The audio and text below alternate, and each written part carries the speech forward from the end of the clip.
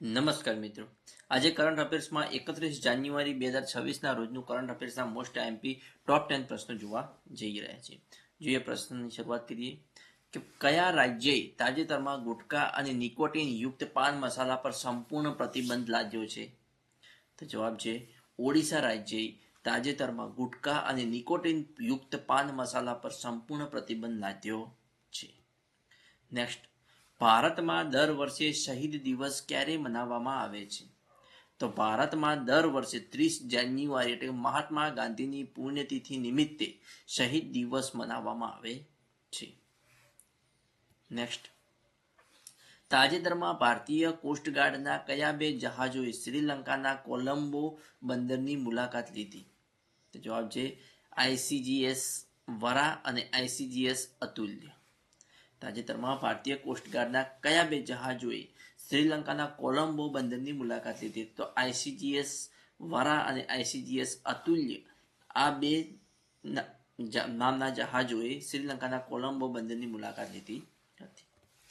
Next, નવી launch થયેલી આધાર એપમાં સુરક્ષા માટે કયું નવું ફીચર ઉમેરવામાં આવ્યું છે? તો નવી લોન્ચ થયેલી આધાર એપમાં સુરક્ષા માટે ફેસ વેરિફિકેશનનું ફીચર ઉમેરવામાં આવ્યું છે. નેક્સ્ટ, વૈજ્ઞાનિકોના મતે વિશ્વની સૌથી જૂની વહેતી નદી કઈ છે? તો વૈજ્ઞાનિકોના મતે વિશ્વની સૌથી જૂની વહેતી નદી ફિંકે નદી છે. કઈ નદી? ફિંકે નદી, જે ઓસ્ટ્રેલિયામાં વહે છે. નેક્સ્ટ,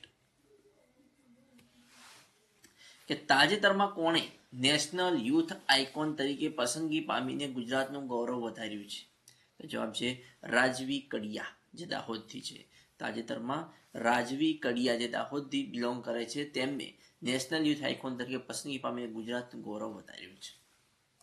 નેક્સ્ટ પ્રશ્ન, ગલ્ફ ફૂડ 2026 ગલ્ફ ફૂડ 2026 ઇવેન્ટનું આયોજન કયા શહેરમાં કરવામાં આવ્યું છે? તો જવાબ છે દુબઈમાં કરવામાં આવ્યું છે, યુએઈમાં કરવામાં આવ્યું છે. ગલ્ફ ફૂડ 2026નું ઇવેન્ટનું આયોજન દુબઈમાં કરવામાં આવ્યું છે. નેક્સ્ટ, નેશનલ સરસ મેળા 2026નું આયોજન કયા સ્થળે કરવામાં આવ્યું હતું? નેશનલ સરસ મેળા 2026નું આયોજન ગુંટૂર, આંધ્રપ્રદેશમાં કરવામાં આવ્યું હતું.